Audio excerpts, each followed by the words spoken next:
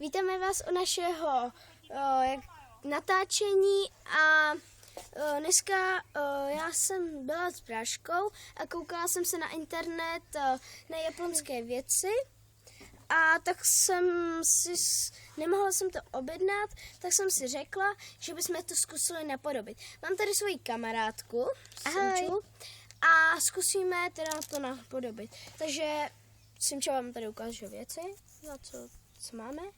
Já mám úplně něco jiného, třeba Simča má tohleto a já mám tohleto.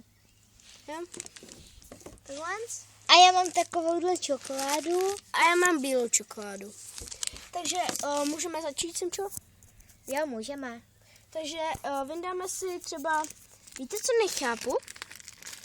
Mně to jenom spadlo a ta druhá půlka se někam ztratila. My už jsme to otevírali, ale nikde to nebylo.